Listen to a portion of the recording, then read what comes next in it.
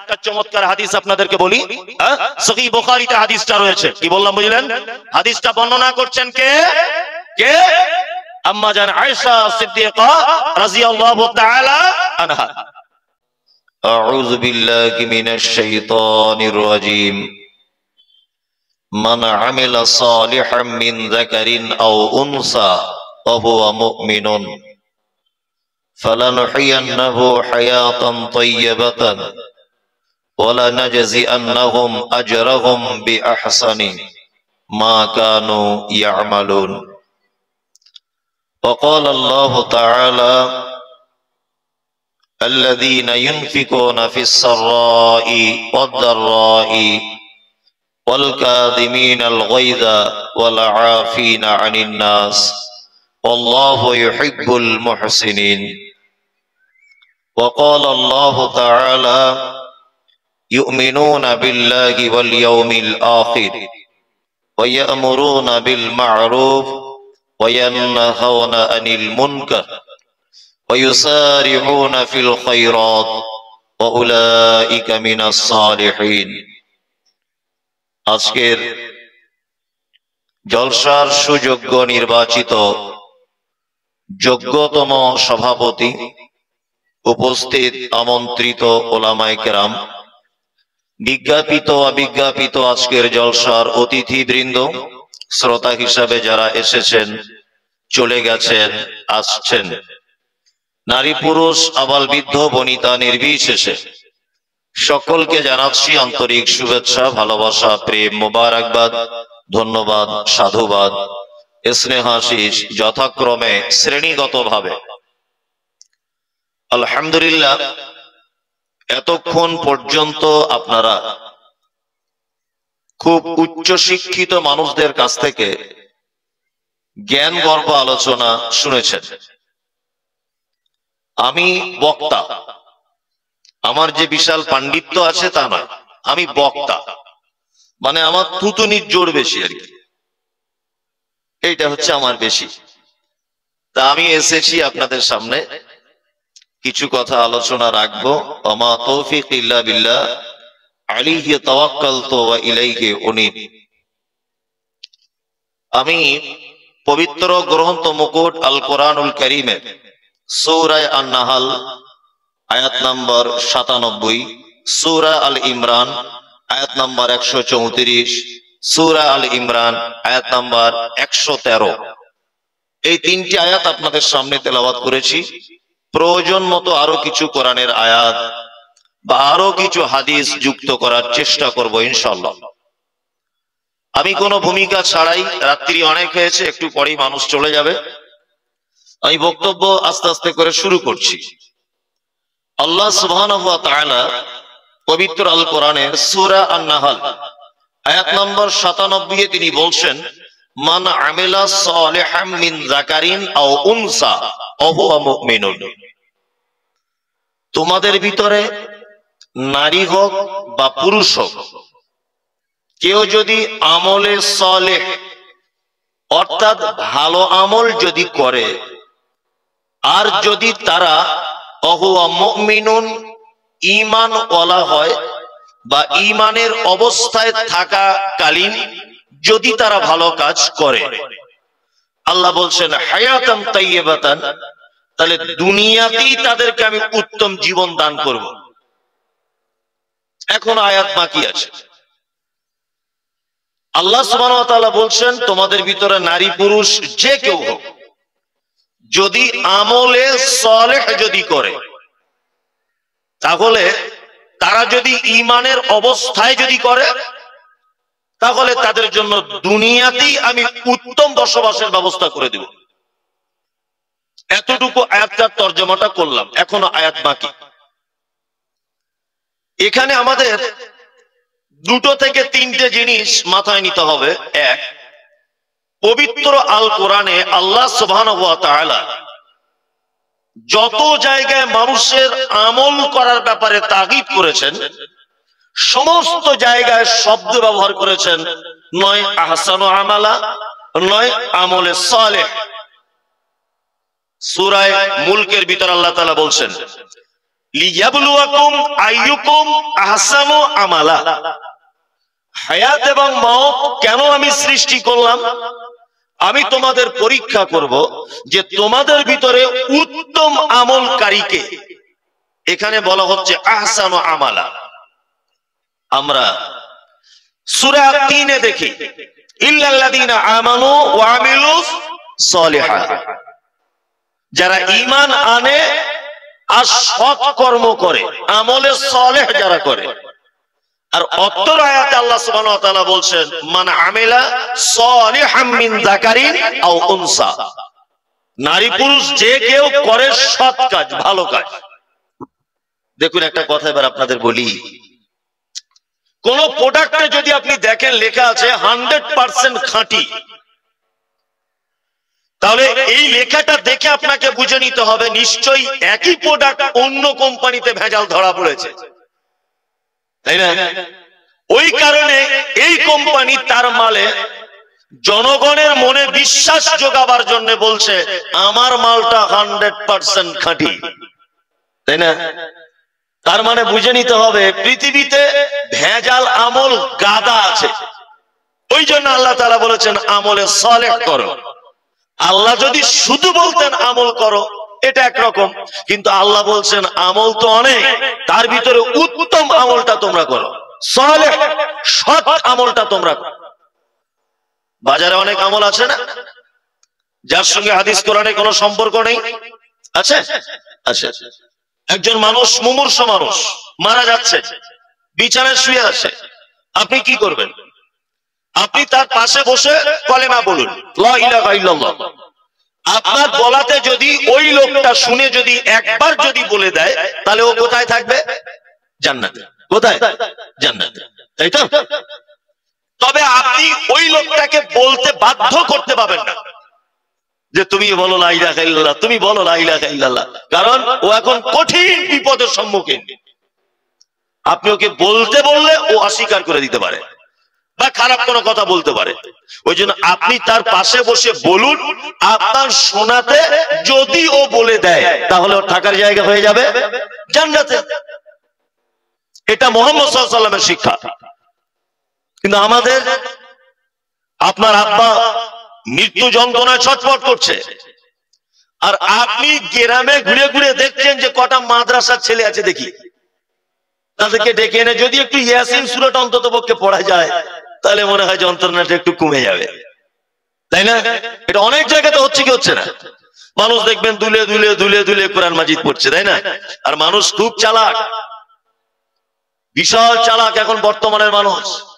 এত চালাক সহজে জান্নাতে যাবার রাস্তা বার করে দিয়েছে। কি বলেন তো? ও নিজের ছেলেকে দামি স্কুলে ভর্তি করে গরিবের ছেলেকে দিয়ে 200 টাকায় ওর বাপের জন্য দোয়া করিয়ে নিচ্ছে। কি বললাম বুঝলেন না? খুব শর্টে জান্নাতে যাবার রাস্তা। ওর নিজের বেটা একটা মাদ্রাসায় পড়ায়নি। কি বললাম বুঝতে পারছেন? এলাকায় খুঁজলেন ও 4টে বেটা, একজন ডাক্তার, একজন মাস্টার, একজন প্রফেসর, আর একজন ওই ব্যাঙ্গালোরে আছে কি একটা ডিগ্রি করছে। আর জলসাতে আছে 50,000 টাকা দিয়ে বলছে মাদ্রাসার প্রতি আমার ভালোবাসা খুব, একটু দোয়া করে দেবেন। আর বক্তারাও তো সেই রকম দোয়া, যেমন টাকা তেমন দোয়া করে দিচ্ছে, একদম জান্নাতে ওকে পৌঁছে দিয়ে তবে আসছে। মানে কি সস্তায় জান্নাতে যাবার একটা লাইন, তাই না? অথচ মুহাম্মদ সাল্লাল্লাহু আলাইহি ওয়াসাল্লাম বলেছেন তালাবুল ইলমি ফরিজাতুন আলা কুল্লি মুসলিমিন, প্রতিটা মুসলিম নরনারীর উপরে দ্বীনের শিক্ষা অর্জন করা ফরজ। ও নিজের বেটাকে দ্বীনের শিক্ষা অর্জন করালো না, অথচ ওই লোকের আব্বা মারা গেছে, ও মাদ্রাসার সমস্ত মৌলভী সাহেবকে দিয়ে দোয়া করিয়ে বাপকে জান্নাতে পাঠাবার চেষ্টা করছে। করছে কি করছে না? মানে এই যে কত রকমের চালাকি আছে, আল্লাহু আকবার। আল্লাহ তুমি জাতিকে হেফাজত করো। আমি তাহলে ইয়াসিন পড়া এটা মুহাম্মদ সাল্লাল্লাহু আলাইহি ওয়াসাল্লামের পদ্ধতি নয়। আপনারা আরেকটা জিনিস বলছি, শুনতে ভালো লাগবে, মজাও লাগবে, জ্ঞানও আছে। খুব সামান্য ব্যাপার, যদিও এগুলো আমাদের সহিহ আকীদার জ্ঞানে হয় না, কিন্তু হচ্ছে বর্তমান বাজারে। দেখবেন শাবান মাসের 15 তারিখে খালা হালুয়া করেছে, বুঝলেন? খালা হালুয়া করেছে। তা খালাকে জিজ্ঞেস করছি, খালা তুমি হালুয়া কেন করলে? বলছে হালুয়া করেছি তুমি নবীর দুশমন 1 নম্বরে, তোমার নাম তো সেই মমতাজুল, তুমি লামোজাবি তো, তুমি ফারাইজি না, তুমি নবীর বিরুদ্ধে বক্তব্য রাখো। বলছি না খালা এরকম কথা বলিও না। তা তুমি হালুয়া করলে কেন বলো? তা বলছে তুমি জানো না আজকে শবে বরাত নবী দাঁত ভেঙে দিয়েছিল। শক্ত জিনিস খেতে পারিনি, ওই জন্য হালুয়া করে দিয়েছি। বলছে হালুয়া করা সুন্নাত। এবার আপনাদের একটা মানে কি যে সব বক্তব্য মার্কেটে চলছে আর মানুষ শুনছে, খারাপ আমল আর ভালো আমল এটা আপনাকে বোঝাচ্ছি আমি। তা ভালো, খালা হালুয়া করেছে কত তারিখে? শাবান মাসের 15 তারিখে। তাহলে শাবান মাস পূরণ হতে এখনো কদিন বাকি? 15 দিন। শাবানের পরের মাসটার নাম কি? রমজান। রমজানের পরের মাসটার নাম শাওয়াল। তাহলে শাবানের 15 দিন, রমজানের 1 মাস, হলো 1 মাস 15 দিন। এখনো পর্যন্ত আল্লাহ নবী সাল্লাল্লাহু আলাইহি ওয়াসাল্লামের দাঁত ভাঙেনি। কি বললাম বুঝলেন? দাঁত ভাঙছে কবে? শাওয়াল মাসের 7 তারিখে উহুদের মাঠে। তার মানে খালা আল্লাহ রসুল মারা যাওয়ার 1 মাস 23 দিন আগে, 1 মাস 22 দিন আগে হালুয়া করে বসে আছে, এখনো দাঁত ভাঙা হয়নি। মানে ও শয়তানের থেকে একটা উঁচু পিড়েতে বসবাস করে, মানে ও চাই নবীর দাঁত ভাঙুক, তাই না? ওই জন্য আগে থেকে হালুয়া করে বসে আছে। এটা একটা খারাপ আমল, এর সঙ্গে ইসলামের কোনো সম্পর্ক নেই। আমলের ব্যাপারে খুব সতর্কতা অবলম্বন করতে হবে আমাদেরকে। যেমন আল্লাহ তাআলা বলছেন, আমিলাতুন নাসিবা তাসলা নারান হাবিয়া। এক শ্রেণীর মানুষ তারা আমল করবে, আমল করতে করতে করতে করতে করতে করতে তারা ক্লান্ত হয়ে যাবে, তারপরেও তাদেরকে কোথায় দেওয়া হবে? জাহান্নামে দেওয়া হবে। এরা কারা? এরা কারা? এরা কারা? যারা আমল করতে করতে ক্লান্ত হয়ে যাবার পরেও থাকার জায়গা জাহান্নাম। এরা কারা? আল্লাহু আকবার। মুহাম্মদ সাল্লাল্লাহু আলাইহি ওয়াসাল্লাম সম্পর্কে আল্লাহ তাআলা পবিত্র কোরআনের ভিতরে বলছেন, ওমা আতাকুমুর রাসূল ফাখুযুহু ওমা নাহাকুম আনহু ফানতাহু। আমার রাসূল যেটা দেয় সেটা গ্রহণ করো, আমার রাসূল যেটা নিষেধ করে তার থেকে কি দূরে থাকো, তাই তো? এইবার আল্লাহ সুবহানাহু ওয়া তাআলা পবিত্র কোরআনের ভিতরে একাধিক জায়গায় বলছেন, আতিউল্লাহ ওয়া আতিউর রাসূল। আমার আনুগত্য করো, সাথে সাথে আনুগত্য করো কার? মুহাম্মদ সাল্লাল্লাহু আলাইহি ওয়াসাল্লামের। তার মানে আমাদের প্রতিটা আমলের ক্ষেত্রে কোন দুটো দিক দেখতে হবে? কোন দুটো দিক? এক, এই আমলটার ব্যাপারে আল্লাহ সুবহানাহু ওয়া তাআলা পবিত্র কোরআনে কিছু বলেছেন কিনা। যদি আল্লাহ না বলে থাকেন, মুহাম্মদ সাল্লাল্লাহু আলাইহি ওয়াসাল্লাম এই ব্যাপারে আদেশ নিষেধ কিছু করেছেন কিনা, এটা দেখা লাগবে কি লাগবে? লাগবে, লাগবে। আমি আসলে বাস্তব কথাগুলো বেশি বলি তো, ওই জন্য মানুষ খুব গালও দেয়, প্রচুর গাল দেয়। মানে বক্তাদের ভিতরে আমার মতো গাল কেউ খায় না। মানে আমার স্পেশাল গাল দেওয়ারই লোক আছে ঝাড়খণ্ডের দিকে কয়েকজন। কি বললাম বুঝলেন? আপনার মুর্শিদাবাদে একজন আছে আচারওয়ালা, এ কঠিন গালাগালি করে। হ্যাঁ, আমি বর্ধমানে কোন একটা জায়গায়, বাস্তব ঘটনা এগুলো, বর্ধমানে কোন এক জায়গায় নামাজ পড়তে আছি, তার নামাজে এখন তাকবীর হচ্ছে, আল্লাহু আকবার আল্লাহু আকবার, আশহাদু আল্লা ইলাহা ইল্লাল্লাহ আশহাদু আন্না মুহাম্মাদার রাসূলুল্লাহ। যখনই বলছে তখন একটা লোক নামাজ পড়ি ধরেছি, আমি ঠোঁট কাটালো, এই চাচা এটা কি ব্যাপার? বলছে ভালো করে দেখে, বলছে তোমাকে যে মোবাইলে দেখি তুমি তো সে নবী দুশমন। আচ্ছা, আমি নবী দুশমন? তো আমি তো 1 নম্বর নবী দুশমন, তুমি জানো না এটা? বলছে না। তুমি এরকম চুমু করলে কেন? বলছে তুমি কি নবীকে ভালোবাসো না? আমি তোমার থেকে বেশি বাসি। বলছে তাহলে তুমি চুমু কেন খেলে না? বলছে আপনি কেন খেলেন চুমু?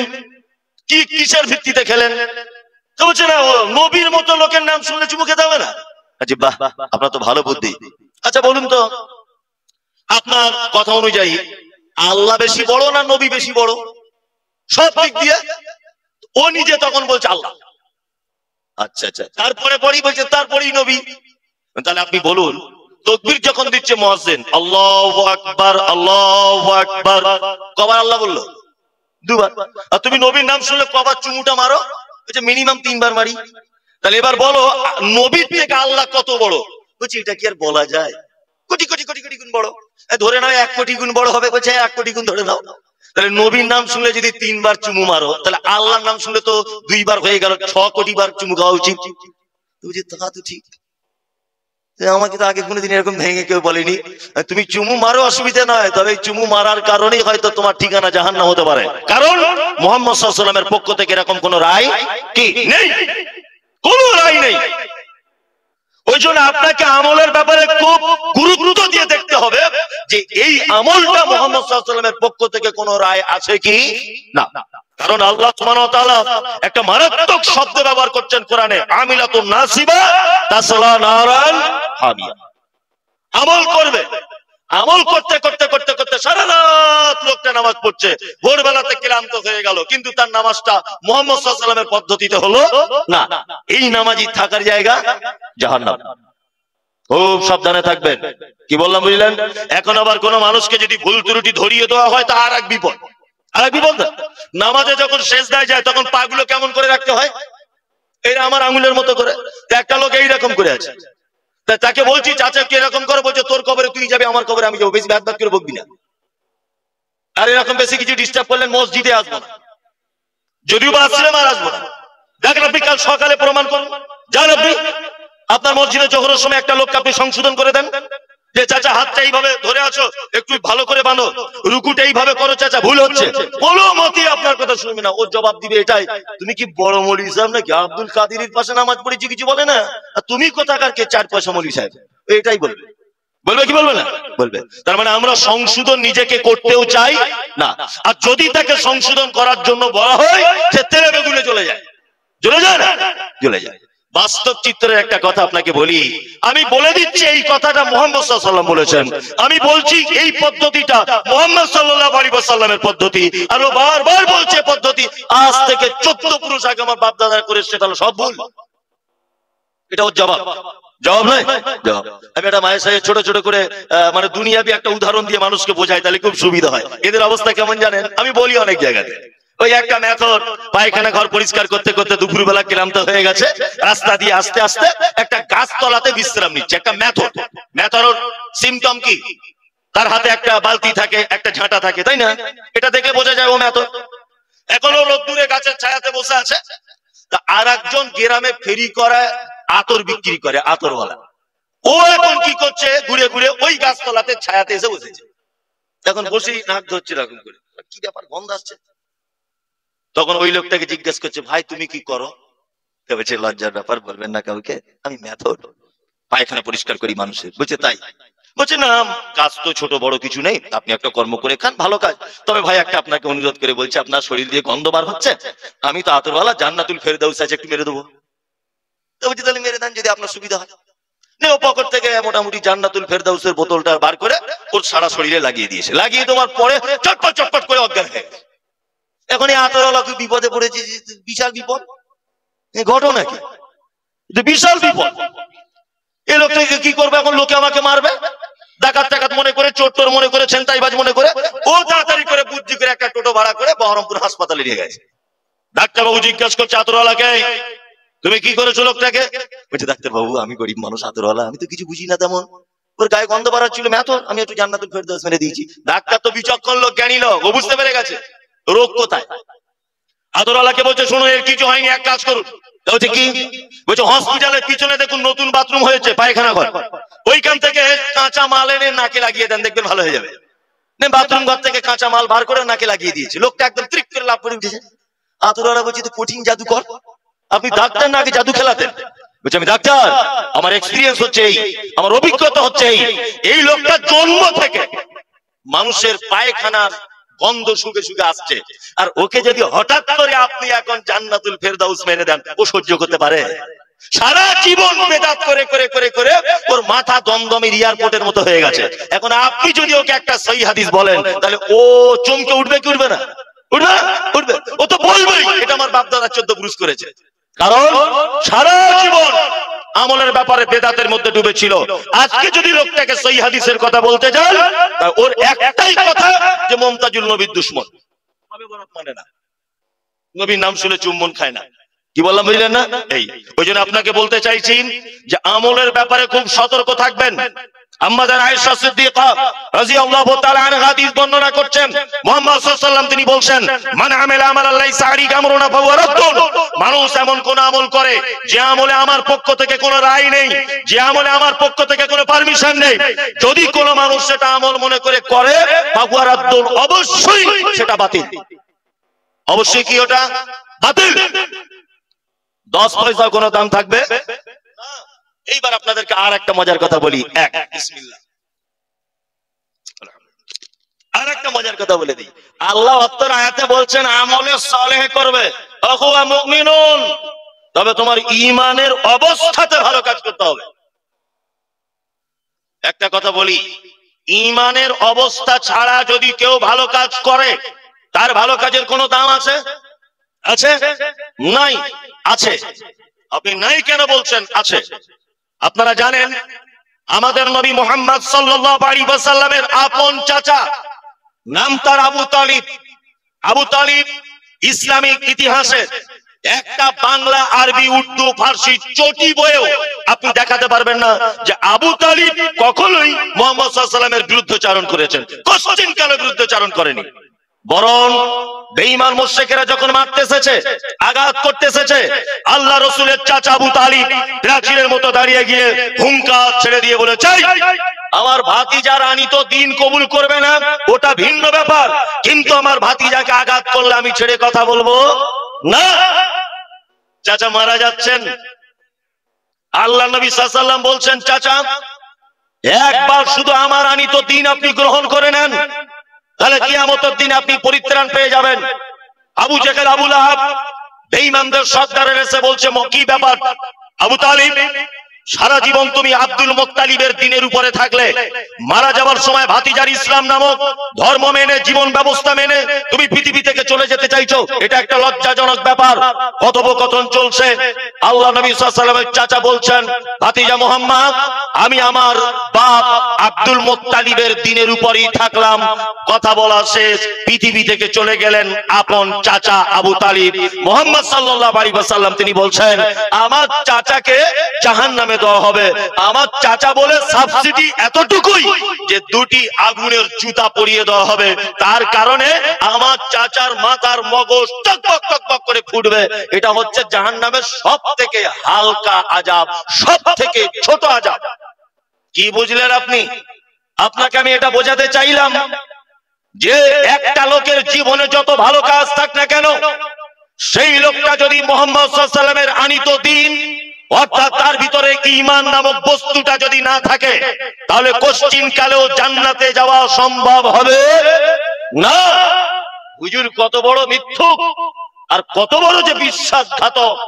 জলসা করতে এসে 22 হাত পাগড়ি ছুঁড়ে দিয়ে বলছে, আপনারা সবাই পাগড়িতে ধরুন। যারা পাগড়িতে চান্স পাচ্ছেন না, যারা পাগড়ি ধরেছে আপনারা তাদের ধরুন। আবার যারা চান্স পাচ্ছেন না, যারা ধরেছে আপনারা তাদের ধরুন। বলছে হুজুর উপকার কি হবে? বলছে আমাদের নৌকা বুকিং করা আছে কিয়ামতের মাঠে তোমাদের জান্নাতে নিয়ে যাওয়ার জন্য।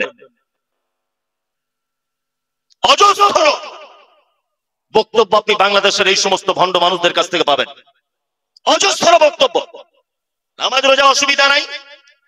আপনাদের মুর্শিদাবাদ জেলাতেও রয়েছে এমন একটা জায়গা যেইখানে মাটি দেওয়ার জন্য জায়গা কিনতে হয়। কি বললাম? আছে, আছে। যেখানে কাফনের ভিতরে চিঠি করে দেওয়া হয়, এটা আমাদের দলের লোক, পাছার চামড়া তুলে দিবে। নবী চাচা টিকতে পারলো না কিয়ামতের মাঠে, আর এক কোথাকার আচারওয়ালা চিঠি করে দিচ্ছে, বলছে আমাদের দলের লোক। এসব চলে? চলে? এসব চলে না। 2024 সালে মানুষ এত অবুঝ থাকবে? আচ্ছা, আল্লাহর পরে পরে আপনাকে সব থেকে মানুষ হিসেবে ভালোবাসে কে? আল্লাহর পরে পরে মানুষ যত আছে, ভাই আছে, বোন আছে, মা আছে, খালা আছে, ফুফু আছে, শ্বশুর আছে, স্ত্রী আছে, ছেলে মেয়ে, আত্মীয় স্বজন, ভাগনা ভাগ্নি, পাড়া প্রতিবেশী, আরো নিকট আত্মীয় কেউ, এর ভিতরে আপনাকে সব থেকে বেশি ভালো কেউ আছে? তারপরে বলছে বউ, মানে বউ ছাড়া কিছু বোঝে না। বাপ রয়েছে জীবিত, বাবা, বাপের নামটা বল, বলছি স্ত্রী। কি বলছি বুঝতে পারছেন না? আশ্চর্য ব্যাপার। বাপের নামটা বল বাবা, যে আমার আব্বা। ও আব্বাটা বাদ দিয়ে হচ্ছে স্ত্রী। তা ঠিক আছে, উনি যেটা ভালো বুঝেছেন উনি সেটাই বলেছেন, এটা আমাদের কোনো আপত্তি নেই। আল্লাহ পবিত্র কোরআনে ভালোবাসা সিরিয়াল করেছেন। কুল, নবী আপনি বলুন, ইন কানা আবাউকুম, তোমাদের আব্বা মা, আবনাউকুম, তোমাদের বেটা বেটি, ইখওয়ানুকুম, তোমাদের ভাই, ওয়া আজওয়াজুকুম, তারপরে তোমাদের স্ত্রী। স্ত্রী কয় নম্বরে? 4 নম্বরে। তাহলে ভাই আগে না স্ত্রী?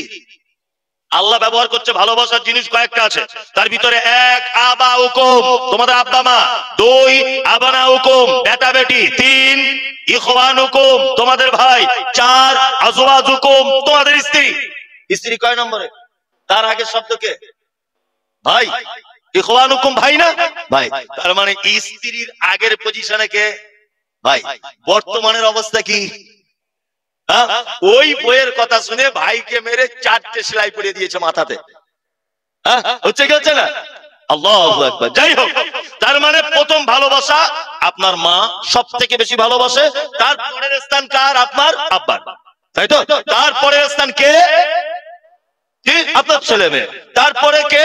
আপনার ভাই, তারপর আপনার স্ত্রী। আল্লাহ তাআলা পবিত্র কোরআনের মধ্যে বলছেন, ইয়াউমা ইয়াফিরুল মারউ মিন আখিহি ওয়া উম্মিহি ওয়া আবি ওয়া সাহিবাতিহি ওয়া বানি। গোটা কিয়ামতের মাঠ, নবী ইব্রাহিম ইয়া নাফসি, নবী ঈসা ইয়া নাফসি, নবী মূসা ইয়া নাফসি, নবী জাকারিয়া ইয়া নাফসি, নবী হারুন ইয়া নাফসি, নবী ইব্রাহিম ইয়া নাফসি, নবী ইসমাঈল ইয়া নাফসি, নবী ইউসুফ ইয়া নাফসি। গোটা কিয়ামতের মাঠ ইয়া নাফসি ইয়া নাফসি। একজন মাত্র নবী শুধু বলবেন কি? ইয়া উম্মতি ইয়া উম্মতি। কে? মুহাম্মদ সাল্লাল্লাহু আলাইহি ওয়াসাল্লাম। এটা হচ্ছে কিয়ামতের মাঠের অবস্থা।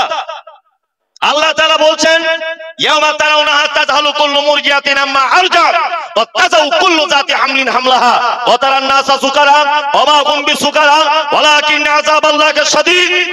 একজন মা তার বাচ্চা নিচের দিক দিয়ে পড়ে যাবে, বুঝতে পারবে না বাচ্চা কি করে হলো। একজন দুগ্ধ দানকারিনী মা, তার বাচ্চা তার পাশে এসে বলবে, মা আমাকে দুধ দাও। মা সেদিন তার বাচ্চাকে দুধ পান করাতে ভুলে যাবে। এর নাম কিয়ামতের মাঠ। মানুষকে দেখতে পাওয়া যাবে, হিতাহিত জ্ঞান নেই, তার কোনো জ্ঞান শূন্য, মাতাল যেমন করে টলমল টলমল করে ঘুরে, মানুষ কিয়ামতের মাঠে টলমল করে ঘুরবে। আল্লাহ বলছেন, আমা হুম বিসুকারা, একজনও মদ পান করেনি, ওয়ালাকিন আযাবাল্লাহি শাদীদ, শুধু আমার কঠিন ভয়াবহ আযাবের কারণে মানুষ কিয়ামতের মাঠে মাতালের মতো করে ঘুরছে। এইরকম একটা বিভীষিকাময় দিনে, এইরকম একটা কঠিন দিন সম্পর্কে আল্লাহ তাআলা বলছেন, ইয়াউমা ইয়াফিরুল মারউ মিন আখিহি ওয়া উম্মিহি ওয়া আবি। সেদিন বাপ তার বেটার কোন উপকার করতে পারবে না, ভাই তার ভাইয়ের কোন উপকার করতে পারবে না, স্ত্রী তার স্বামীর কোন উপকার করতে পারবে না, কেউ কারো কোন উপকার করতে পারবে না। অথচ হুজুর বলছেন যে আমি নৌকা ভাড়া করে রেখেছি। আপনার বাড়ি কি গ্রাম? এটা ছক্কনগর, ডাঙ্গাপাড়া।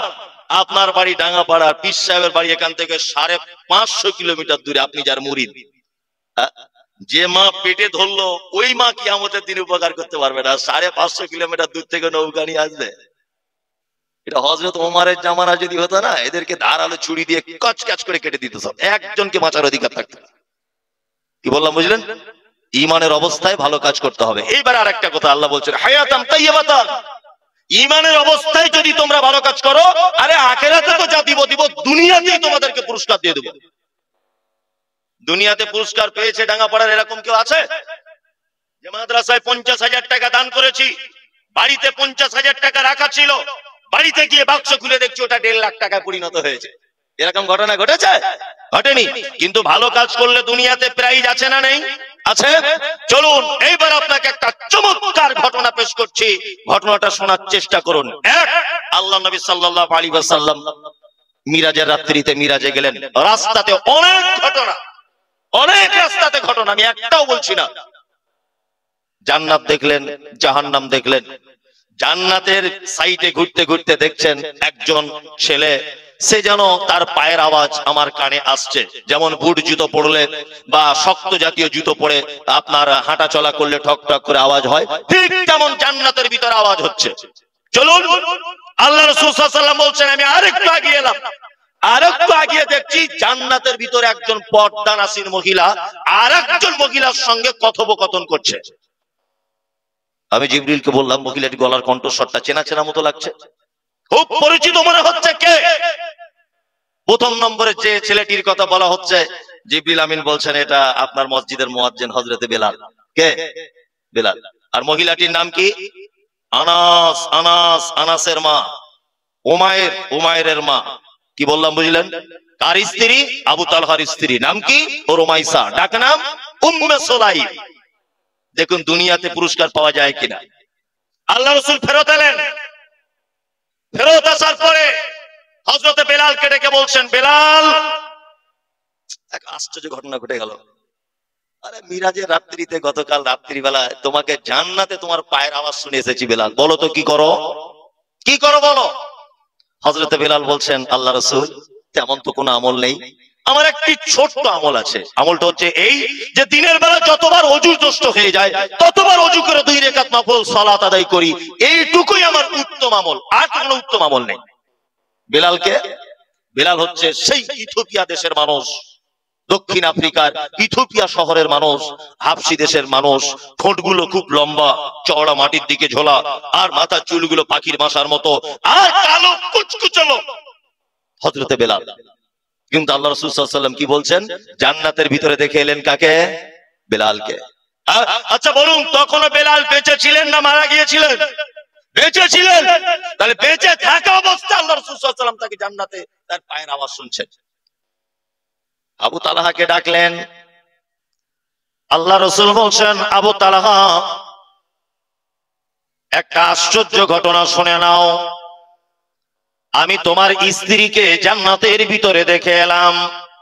আর একটা কথা বলি, শুনে রেখে দেন বন্ধু যারা আছেন, একজন মাত্র সাহাবী, যে সাহাবীর কাণ্ড কারখানা দেখে স্বয়ং আল্লাহ পর্যন্ত আসমানের উপরে হেসে দিয়েছেন।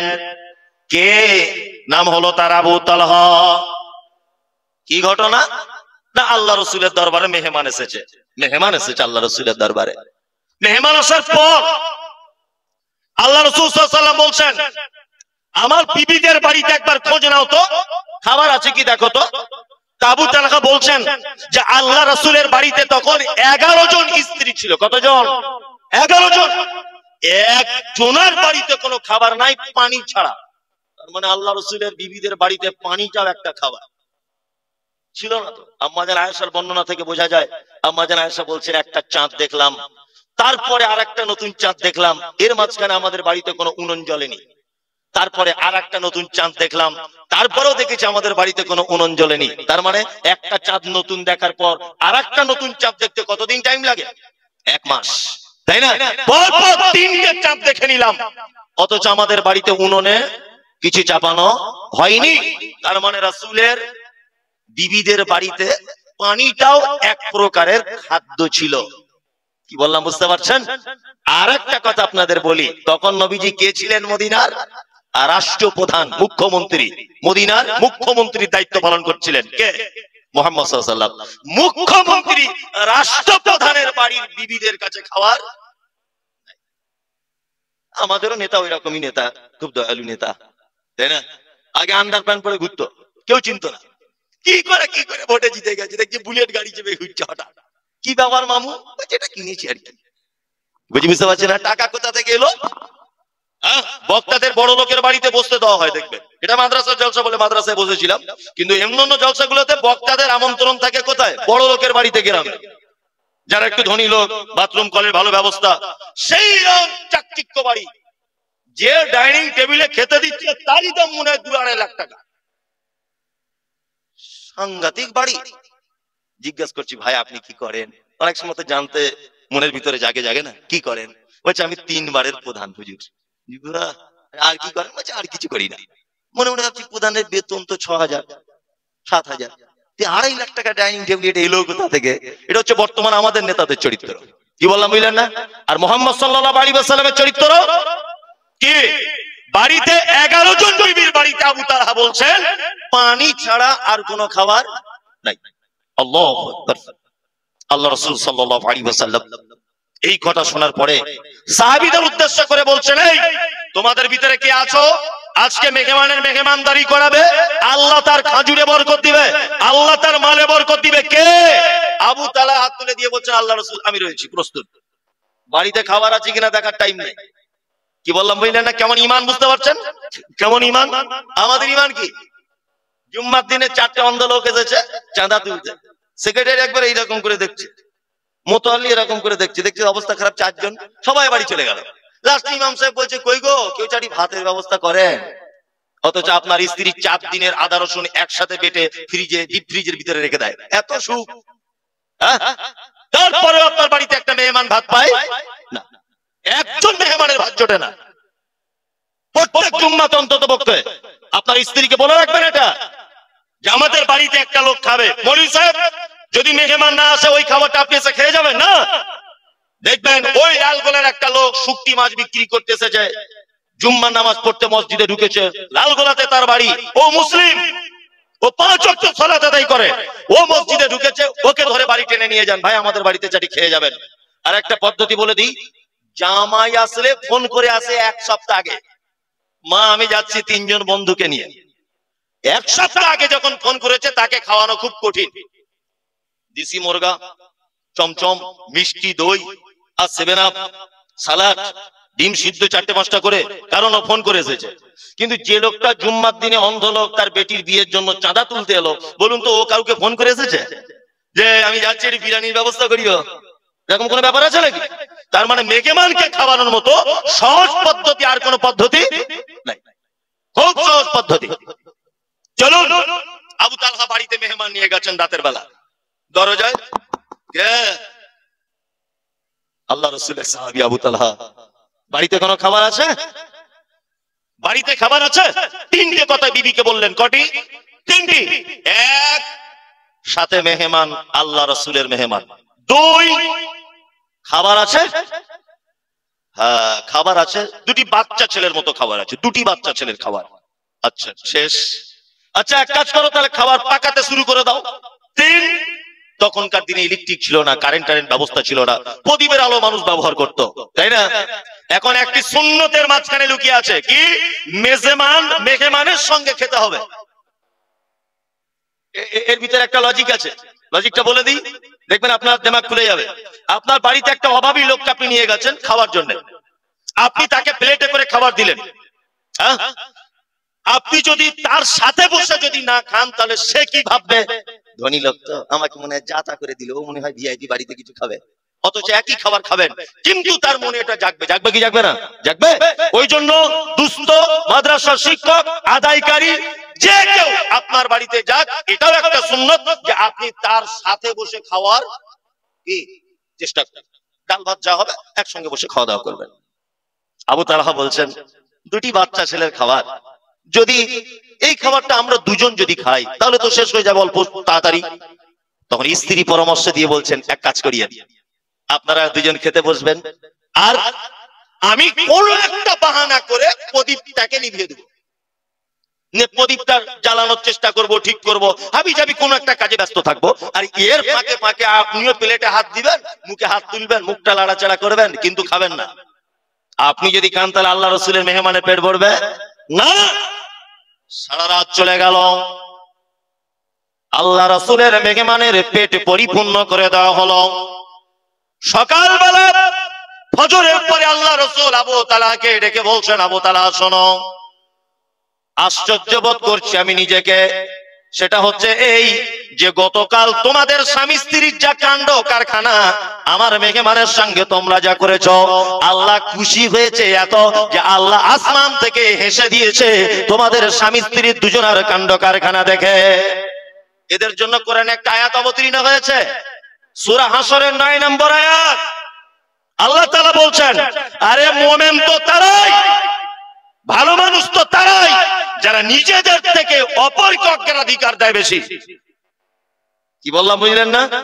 নিজে অনেক সময় না খেয়ে অপরের খাবারের সহযোগিতা করে বেশি, নিজের গায়ে চাদর না দিয়ে অপরের গায়ে বস্ত্র তুলে দেয়, নিজে ক্ষুধা থেকে অপরের মুখে অন্নর ব্যবস্থা করে দেয়। আল্লাহ তাআলা বলছে এটা মুমিনদের একটা বৈশিষ্ট্য। সূরা হাসরের 9 নম্বর আয়াত এদের ব্যাপারে, স্বামী স্ত্রীর ব্যাপারে আল্লাহ সুবহানাহু ওয়া তাআলা অবতীর্ণ করেছিলেন। আল্লাহ রাসূল আবু তালহার স্ত্রীকে কোথায় দেখলেন? আগে বলেছি কোথায়? জান্নাতের ভিতরে। আবু তালহার স্ত্রী তখন বেঁচে ছিলেন না মারা গেছেন? বেঁচে আছেন, আবু তালহার সঙ্গে সংসার করছেন। তারপরে আল্লাহ রাসূল সাল্লাল্লাহু আলাইহি ওয়াসাল্লাম বলছেন, জান্নাতের ভিতরে তোমার গলার আওয়াজ পেলাম। যা সুবহানাল্লাহ কালকে বলবেন যদি টাইম না পান। অথচ আল্লাহ সুবহানাহু ওয়া তাআলা কি বলছেন? মান আমিলা সালিহাম মিন যাকারিন আও উনসা ওয়া হুয়া মুমিনুন। তোমরা যদি ভালো কাজ করো ঈমানের অবস্থায়, নারী হও বা পুরুষ হও, আল্লাহ বলছেন হায়াতাম তাইয়্যিবাতান, উত্তম জিন্দেগীর ব্যবস্থা করে দিব। ওয়ালা নাজজি আন্নাহুম আজরাহুম বিআহসানি মা কানু ইয়ামালুন। তোমরা যে ভালো কাজ করেছো এর থেকে আমি আল্লাহ ভালো প্রতিদান তোমাদের জন্য রেখে দিয়েছি, যা যে প্রতিদান সম্পর্কে তোমরা কেউ জানো না, কেউ জানো না। আমরা আলেমরা বক্তব্য রাখি, খুব সুর করে করে বলি, বন্ধুরা আমার, জান্নাতের ভিতরে বড় বড় আঙ্গুর রয়েছে, বড় বড় আপেল রয়েছে, বড় বড় বেদানা রয়েছে, সুন্দর সুন্দর ফল রয়েছে, আছে না? আইনাবা ওয়া কাযবা ওয়া যাইতুনা ওয়া নাখলা ওয়া হাদাইকা ওয়া গুলবা ওয়া ফাকিহাতান ওয়া আব্বা, কোরআনে আছে না? মানে জান্নাতের নিয়ামতের শেষ নেই, এটা আমরা শুধু শুনি। এবার আপনাকে একটা কথা বলি, একটা অন্ধ লোককে যদি আপনি জিজ্ঞাসা করেন, ভাই বকের কালার কেমন, বক বক যে পাখির কালার কেমন, অন্ধ বলবে কালার সাদা, বলবে না? যদি বলা হয় অন্ধকে কাক এর কালার কেমন, ওই একদমসে বলবে কাকের কালার কালো। আচ্ছা, যে জন্ম অন্ধ সে কি অরিজিনালি বুঝে কালো কাকে বলে? বুঝে? অরিজিনালি কি বুঝে যে সাদা কি জিনিস? বুঝে কি? বুঝে না। কিন্তু ওকে জিজ্ঞাসা করলেই ও বলবে সাদা বক ধবধবে, কাক কালো কুচকুচে, বলবে না? হ্যাঁ, অমুকটা লাল টকটকে, হলুদটা একেবারে গড়গড়ে, বলবে কি বলবে না? বলবে। কিন্তু আদেও জানে না আমরা আলেমুল আমরা যতই বক্তব্য দিই, জান্নাত আপেল বেদানা, সুন্দর সুন্দর নারী রয়েছে, হুর রয়েছে, হাবি জাবি যত যা কিছু বর্ণনা করি, আদেও যে সে বেদানার কি স্বাদ, আর ও বেদানা দেখতে যে কেমন, দার্জিলিং এর মতো না আপনার ওই নাসিকের মতো, কোথাকার মতো যে কালার হবে, কি যে তার বর্ণনা, মনে মনে ভেবেও কুল পাওয়া যাবে? যাবে? কারণ কোন চক্ষু দেখেনি, কোন মানুষ তার ভাবনার কল্পনাতে আনতে পারবে না। এবার আপনাদেরকে আমি আর একটা কথা বলি। আল্লাহ সুবহানাহু ওয়া তাআলা সূরা আল ইমরানের 134 নম্বর আয়াতে একটা কথা বলছেন, ভালো কাজ করতে। আল্লাহ বলছে ঈমানের অবস্থায় ভালো কাজ করো, দুনিয়াতে সুখ শান্তি যদি পেতে চাও। আমরা যারা এখানে বসে আছি আমাদের তো ঈমান আলহামদুলিল্লাহ আছে তো? যদি বলছে আছে কিনা আপনি জিজ্ঞেস করছেন, এটা আবার জিজ্ঞেস করা লাগে? আমরা ডাঙ্গাপাড়া মাদ্রাসার একনিষ্ঠ কর্মী, শ্রোতা, প্রতি বছরের জলসা একটা মাদ্রাসার প্রতিষ্ঠানে বসে আছি, আর আপনি বলছেন যে আমার ঈমান আছে কিনা? অনেক মানুষের এর ভিতরে ঈমান আছে, আর কারো ঈমানে পোকা লেগেছে, তাই না? কারো ঈমান একটু দুর্বল আছে, এরকম আছে কিনা? আচ্ছা, ঈমানটা মজবুত করে ভালো কাজ করুন। আমি কয়েকটা ভালো কাজ পবিত্র আল কোরআন দিয়ে আপনাদেরকে বলার চেষ্টা করছি। এক, জীবনে অনেক ভালো কাজের কথা শুনেছেন, আমি কোরআন থেকে বলছি শুনুন। আসলে কোরআন মাজিদ তো আমার কাছে অবতীর্ণ হয় না, এক এক বক্তা এক এক ঢঙে এক এক রকমে মানুষকে বোঝানোর চেষ্টা করে, এছাড়া আর কিছু নয়। আল্লাহ তাআলা ভালো কাজ বলছেন, আল্লাযীনা ইউনফিকুনা ফিস সাররাই ওয়াজ যাররাই ওয়াল কাযিমিনাল গায়যা ওয়াল আফিনা আনিন নাস ওয়াল্লাহু ইউহিব্বুল মুহসিনিন। যত ভালো কাজ দুনিয়াতে আছে তার ভিতরে আল্লাহ তাআলা বলছেন আল্লাযীনা ইউনফিকুনা ফিস সাররাই ওয়াজ যাররাই, অনেক ভালো কাজের শ্রেষ্ঠ ভালো কাজ হলো যারা গোপনে এবং যারা প্রকাশ্যে, যারা সচ্ছলতায় অসচ্ছলতায়, অভাবে হোক সুখে হোক দুঃখে হোক ভয়ে হোক আর হাসতে টাইমে হোক, যে কোনো সময় হোক, তাদের কাছে যখন চাওয়া হয় তারা তখন কাউকে ফেরত দেয় না, তারা তখন দান করে দেয়। এক কথাতে যারা সচ্ছলতায় অসচ্ছলতায় আল্লাহ রাস্তায় খরচা করে, এরা হচ্ছে সর্বোৎকৃষ্ট মানুষ এবং এই লোকগুলো সব থেকে ভালো লোক। আল্লাহু ইউহিব্বুল মুহসিনিন, আল্লাহ বলছে আমি সব থেকে বেশি পছন্দ করি এদেরকে। এইবার আপনাদেরকে দুটো একটা কথা বলি। দানের বক্তব্য অনেক তো শুনেছেন জীবনে, শুনেছেন না? এবার আমি একটু ভিন্ন রকমের বলার চেষ্টা করছি। এক, আচ্ছা, পবিত্র কোরআনে যত মানুষের পাপের সাজার কাফফারা বা জরিমানার কথা বলা হয়েছে, বলুন তো কোন কোন জিনিস দিয়ে আল্লাহ জরিমানার কথা বলেছেন? মনে আছে? নাই। আপনাদেরকে দুটো একটা জিনিস দেখাই। আমি আমার বউকে বলছি তোমার হাতটা আমার মায়ের মতো, তোমার চোখটা আমার মায়ের মতো, তোমার মুখটা এটা আমার মায়ের মতো। বলুন তো এটা বললে গুনাহ হবে কি হবে না? হবে। এটাকে কি বলে? জিহাদ, তাই না? সূরা মুজাদালাটা খুলে দেখবেন, খুব চমৎকার করে আল্লাহ সুবহানাহু ওয়া তাআলা বর্ণনা করে দিয়েছেন। কদ সামিআল্লাহু কাওলাল্লাতী তুজাদিলুকা ফি জাওজিহা ওয়া তাসতাকি ইলাল্লাহ, বিস্তারিত ভাবে বর্ণনা। তাহলে এটা মারাত্মক পাপ, তাই না? যদি বলছেন মৌলভী সাহেব সামান্য একটা ব্যাপারের জন্য এটা পাপ, আরে পাগল, শুধু পাপ নয়, এটা যে কত ওয়েটফুল পাপ, কত ভারী পাপ, আপনি জরিমানা শুনলে বুঝতে পেরে যাবেন। জরিমানা কি? আল্লাহ তাআলা বলছেন ফাতাহরিরু রাকাবাতিন মিন ক্বাবলি আন ইয়াতামাসসা। তুমি যদি বলো তোমার স্ত্রীকে তোমার নাকটা আমার মায়ের মতো, তোমার চোখটা আমার মায়ের মতো, তোমার হাতটা আমার মায়ের মতো, তোমায় দেখতে আমার মায়ের মতো, তোমার পা দুটো আমার মায়ের মতো, এই কথাটা যদি তুমি বলে দাও, আল্লাহ তাআলা বলছেন তোমাকে একটা টাকা দিয়ে গোলামকে আজাদ করা না পর্যন্ত মিন ক্বাবলি আন ইয়াতামাসসা, তুমি তোমার স্ত্রী গায়ে টাচ করতে পারবে না। একটা গোলাম কেনা বেচা তো এখন আর হয় না, কি বললাম বুঝলেন?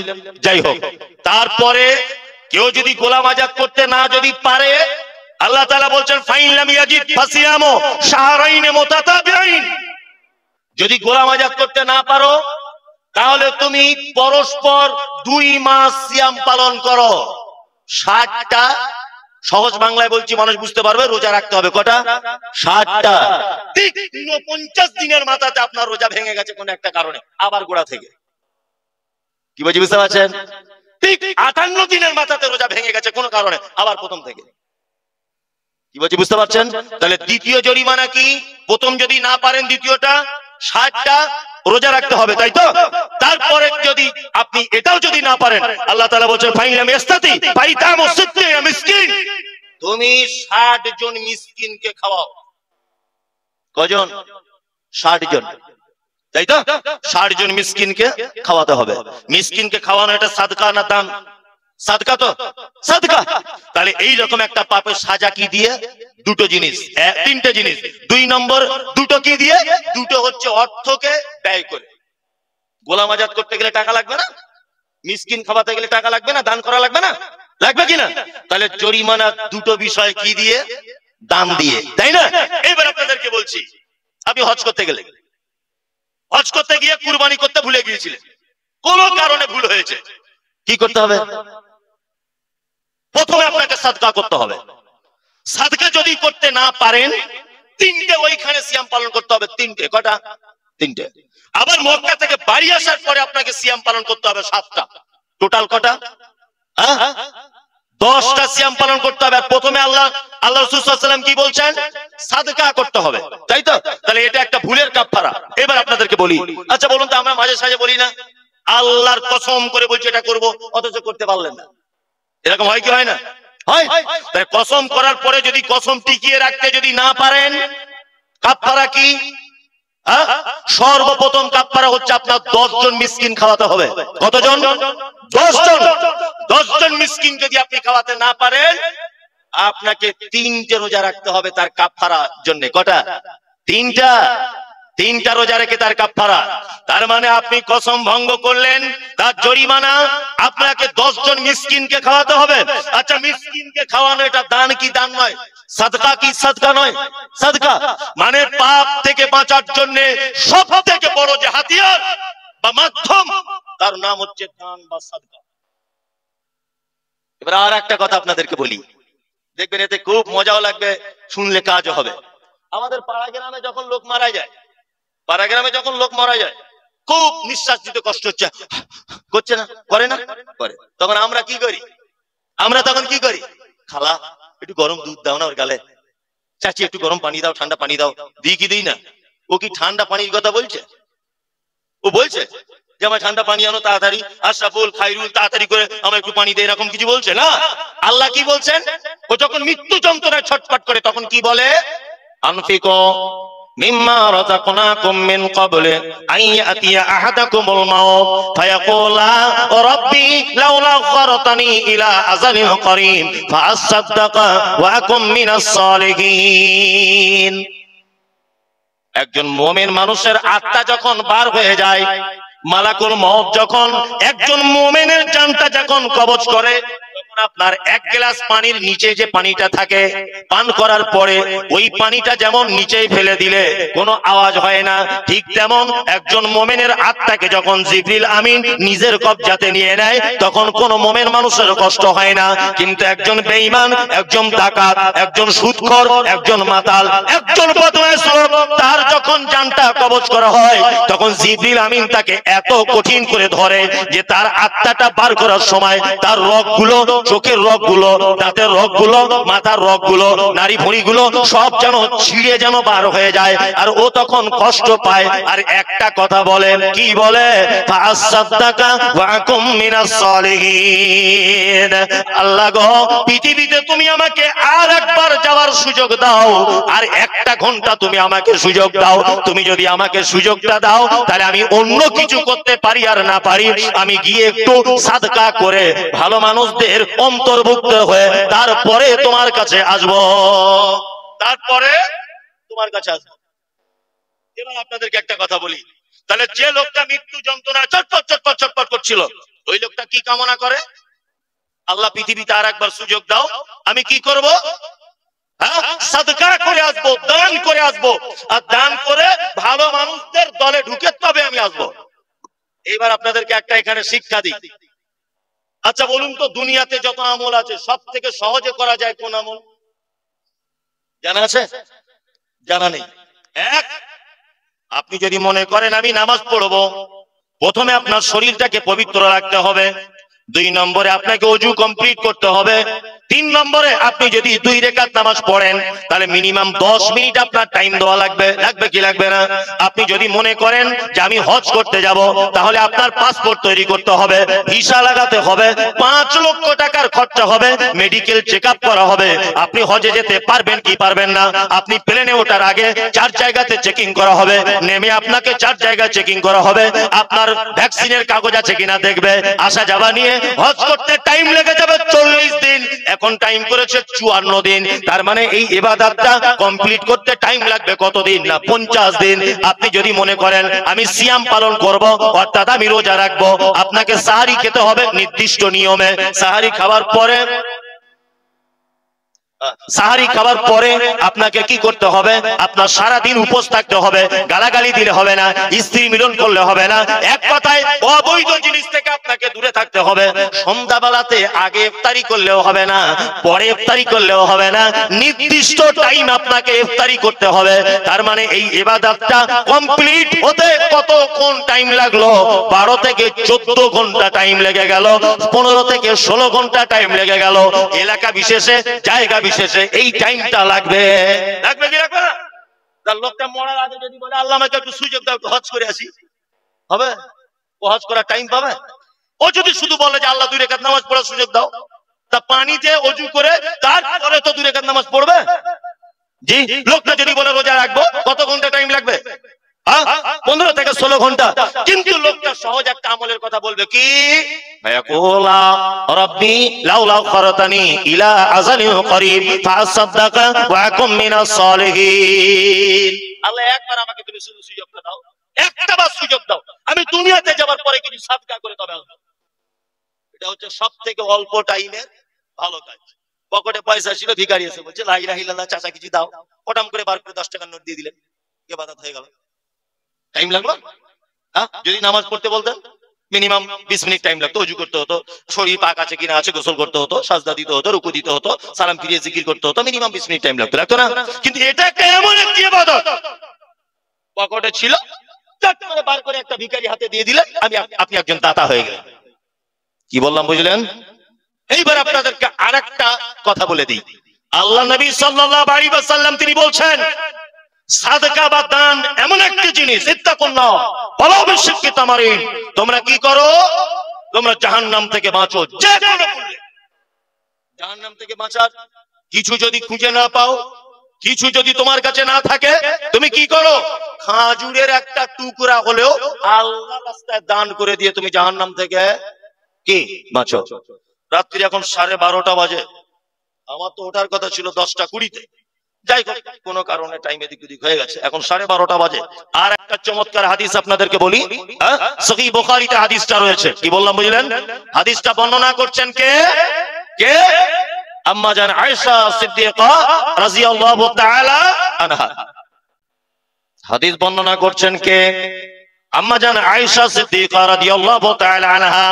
আয়েশা কে? না ইসলামের প্রথম খলিফা আমিরুল মুমিনিন খলিফাতুল মুসলিমিন হযরতে আবু বকর সিদ্দিক রাদিয়াল্লাহু তাআলা আনহুর বেটি আয়েশা কে?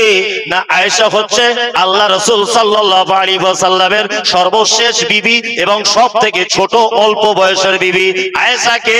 এমন একজন ভাগ্যবতী নারী, বিশ্ব নবী বিবাহ করার আগে নবীজিকে 2-3 বার স্বপ্নের মাধ্যমে আয়েশাকে দেখানো হয়েছে। আয়েশা কে? না হাদিসের পরিভাষাতে আয়েশাকে বলা হয় কি মুহাদ্দিসা। আয়েশা কে? আল্লাহর নবী তাকে আদর করে ডাকতেন হুমায়রা বলে। আয়েশা কে?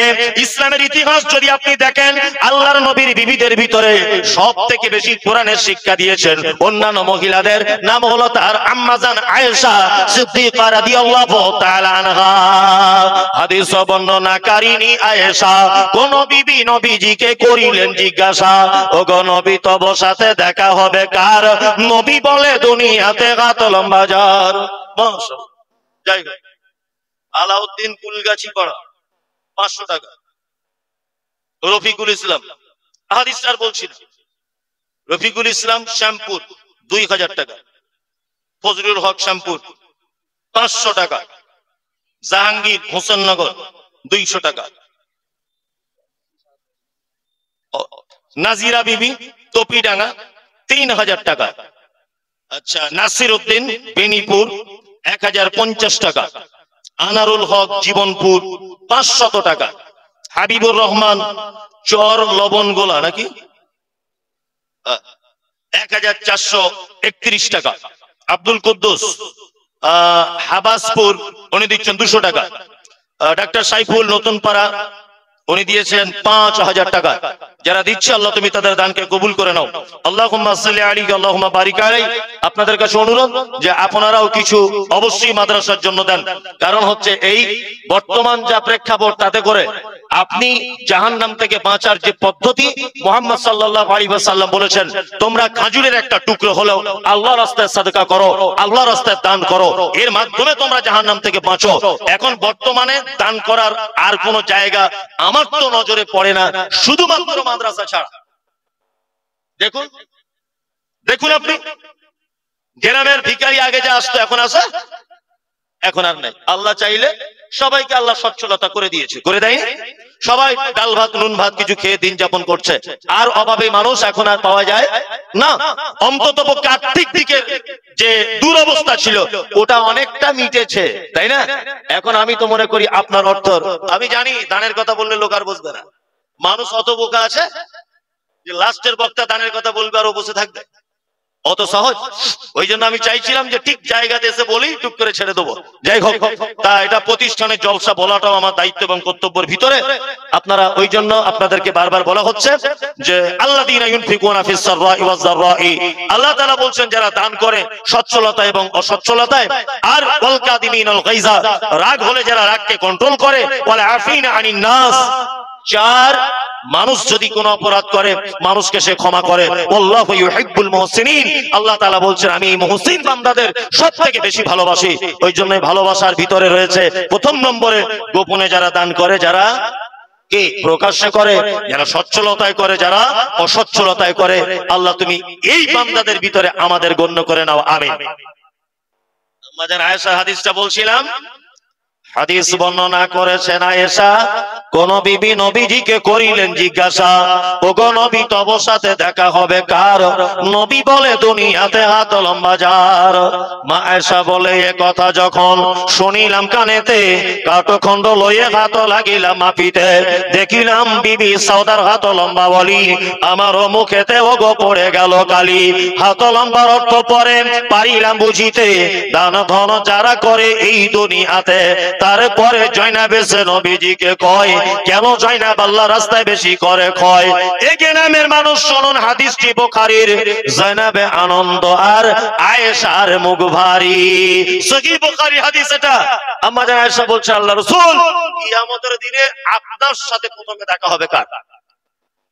আল্লাহ রাসূল বলছেন আয়েশা যার হাত লম্বা তার। আয়েশা ব্যাপার বুঝতে পারলেন না? একটা কাঠের লাঠি নিয়ে অন্যান্য বিবিদের হাতগুলো মাপছেন, মাপতে মাপতে দেখতে পাওয়া গেল বিবি সাউদার হাত লম্বা হয়ে গেছে। আল্লাহ রাসূল জহিরুদ্দিন বাথানপাড়া বাড়ি 7,000 টাকা। যারা দিবেন ভাই একটু এগিয়ে এসে দিয়ে যান। জি 7,000 টাকা। আল্লাহুম্মা সাল্লি আলাইহি আল্লাহুম্মা বারিক আলাইহি। দেন সকলেই দেন। আর একজন ভাই দিলেন 2100 টাকা। 2100 টাকা দিয়েছেন একজন। আর একজন ভাই 500 টাকা। যার কাছে যেমন আছে তেমন দিয়ে দেন। আপনার কাছে কিছু অন্তত একজন দিয়েছেন 3,000 টাকা। আল্লাহুম্মা সাল্লি আলাইহি আল্লাহুম্মা বারিক আলাইহি। আল্লাহ তুমি তার মালে বারাকা দান করো, হায়াতে তাইয়্যিবা দান করো। যে আশা নিয়তে দান করেছে আল্লাহ তুমি তার আশা নিয়তকে পুরা করো। আসুন ভাই দিয়ে যান। জি আর একজন ভাই দিয়েছেন 1,000 টাকা। 86 লক্ষ টাকা বাৎসরিক খরচা। মানে এটা আপনার হিসাবে আসছে মাথাতে? 86 লক্ষ টাকা যেখানে খরচা। ডাঙ্গাপাড়া মাদ্রাসায় জলসা মানেই 2-5 হাজার টাকা দিতে হবে, এটা আপনার ব্রেনে আজকেই ঢুকিয়ে নেয়, আবার আগামী বছরের জন্য রেডি হবে। নজরুল ইসলাম সাহেব 10,000 টাকা, সভাপতি মাদ্রাসা। আল্লাহুম্মা সাল্লি আলাইহি আল্লাহুম্মা বারিক আলাইহি। আর একজন দিলেন 3,000 টাকা। আল্লাহ যারা দিচ্ছে তুমি তাদের দানকে গ্রহণ করে নাও। আসুন সকলে আসুন, রাত্রি অনেক হয়েছে, আমি আর বসার কথা বলবো না। তবে আপনার বিদায়ের লগ্নে আপনি আপনার পকেট থেকে, আপনার মূল্যবান সম্পদ থেকে কিছু অর্থ ডাঙ্গাপাড়া মাদ্রাসায় দান করুন। অবশ্যই দেন, কেউ খালি হাতে যাবেন না। এই না এতে দেবো। জি সকলেই দেন। তুমি আসমানে থাকো প্রভু, আমি জমিনে। তুমি আসমানে থাকো প্রভু, আমি জমিনে। মহিলাদের কাছে ভলেন্টিয়ার্স ভাইরা আছেন, আপনারা মহিলারা যারা আছেন তাদের কাছে দান পাঠিয়ে দিবেন। মিনারুল ইসলাম মেম্বার ও দিনারুল ভাই রমনা ডাঙ্গাপাড়া, উনি দিচ্ছেন 5,000 টাকা। এনামি তার একজন হাবাসপুরে 5,000 টাকা। মা এবং আব্বার জন্য 5,000 দিলেন একজন। আল্লাহুম্মা সাল্লি আলাইহি আল্লাহুম্মা বারিক আলাইহি। আল্লাহ যারা দিয়েছে তুমি তাদের দানগুলোকে গ্রহণ করো। মাশাআল্লাহ, দানের একটা গতি আছে, আপনারা এই গতি নষ্ট করিয়েন না। 6,000 সাদরুল ভাই 6,000। আর একজন দিলেন 500। আর একজন 500 টাকা। আরো একজন 500। সকলেই দেন, আল্লাহর রাস্তে দেন। আল্লাহ এই দৃশ্য গভীর রাত্রিতে নিজের দেখছেন তিনি। আল্লাহ এতক্ষণ গভীর রাত্রিতে শেষ আসমানে এসেছেন, এসে ব্যাপারগুলো দেখছেন। আল্লাহ যে সমস্ত বান্দারা দান করছে তুমি তাদের দানগুলোকে সদর গ্রহণ করে নাও বলে দিচ্ছি। জি সকলেই দেন। আব্দুল গফুর হাজি কমান্ডার 5,000 টাকা। দাওলাত রামবাগ উনি দিচ্ছেন 1,000। হাজি করিমউদ্দিন রামবাগ 1,000 টাকা। মুক্তার 1,000। মুর্তজা 1,000। এইগুলো আগে নি, ওগুলো বলা হচ্ছে। দেন সকলেই দেন, দেন আলহামদুলিল্লাহ দেন, মাশাআল্লাহ দেন। জি সকলেই দেন। জি তুমি আসমানে থাকো প্রভু, আমি জমিনে। তবু তোমারি প্রেমে জমে হৃদয় গহীনে। আমি তোমারি গোলাম গো, অন্য সকলেই দেন। যারা দিবেন তারা দেন, যারা দিবেন তো দিয়ে দেন। জি মাশাআল্লাহ। আর একজন ভাই 500 টাকা। সামিউল 2,000 টাকা। আর একজন 2,000। মাশাআল্লাহ মাশাআল্লাহ, এখানকার মানুষ খুবই দানি, দেখে যা বোঝা যাচ্ছে। তাছাড়া 86 লক্ষ টাকা বাৎসরিক খরচায় প্রতিষ্ঠান চলে। আসুন সকলেই দেন। জি আল্লাহর রাস্তায় দেন। তুমি আসমানে থাকো প্রভু, আমি জমিনে। তুমি আসমানে থাকো প্রভু, আমি জমিনে। তবু তোমারি প্রেমে জমে হৃদয় গহীনে। আমি তোমারি গোলাম গো, অন্য কারণ। আমি তোমারি গোলাম গো, অন্য কারণ। আলিমুল গায়ব তুমি, মালিক রব্বানা। আল্লাহু আল্লাহু আল্লাহ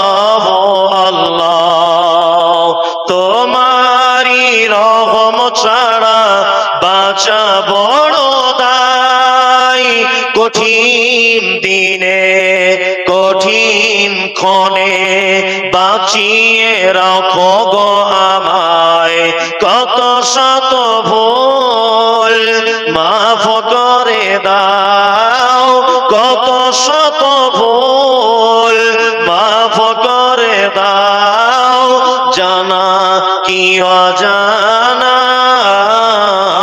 আমি তোমারি গোলাম গো, অন্য কারণা। আলিমুল গায়ব তুমি মালিক রব্বানা।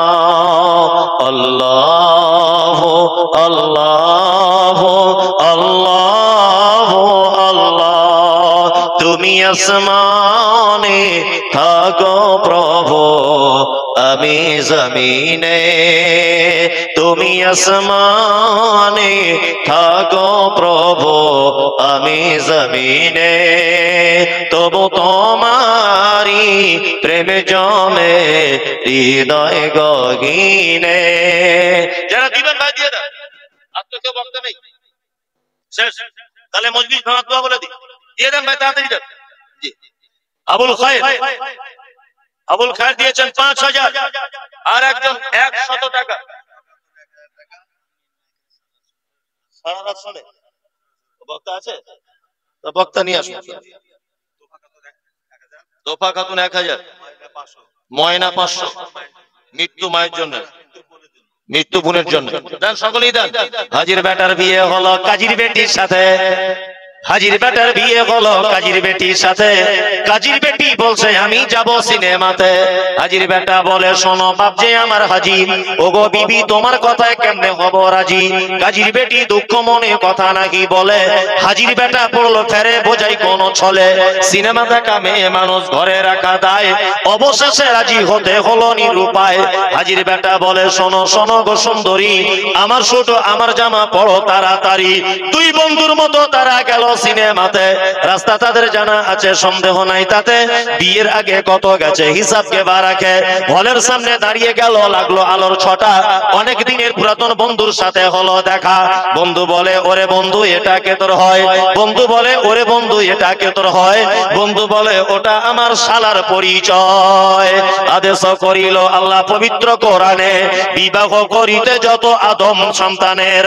আদেশ করিল আল্লাহ পবিত্র কোরআনে বিবাহ করিতে যত আদম সন্তানে, কোরআনে আদেশে আল্লাহ যদি না করিত মানুষের বংশ সব ধ্বংস হয়ে যেত, কিন্তু গায়ে বর্তমানে হতেছে এমন, বেটির বিয়েতে বেটার বাপ নিচ্ছে কত পণ, কেউ সোনা দানা নিচ্ছে, কেউ টাকা করি, কেউ জমি জায়গা নিচ্ছে, কেউ নিচ্ছে বাড়ি, আবার কত বাপজি বলে নিব না কপন, আবার কত বাপজি বলে নিব না কপন, বেটা বেটি সাজিয়ে দিকি বিয়াই আপন, টাকার বেলা সাধু সাজে জমির বেলায় চোর, টাকার বেলায় সাধু সাজে জমির বেলায় চোর, বর্তমানে বেটার বাপ এমনি হারাম খোর, চোর লোকে চুরি করে অন্ধকারে হলে, বেটার বাপ করে চুরি দিনের উজ্জ্বলে, আইরে বেটার বাপ তুমি এমনি লোভী হলে, টাকার বদলে বেটা বিক্রি করিলে, ভগবান বলা হাতে শনি বিক্রি হয় পাঁঠা, পাঁঠার মতো বিক্রি করো তোমরা নিজের বেটা, আইরে বেটার বাপ তুমি এমনি লোভী হলে,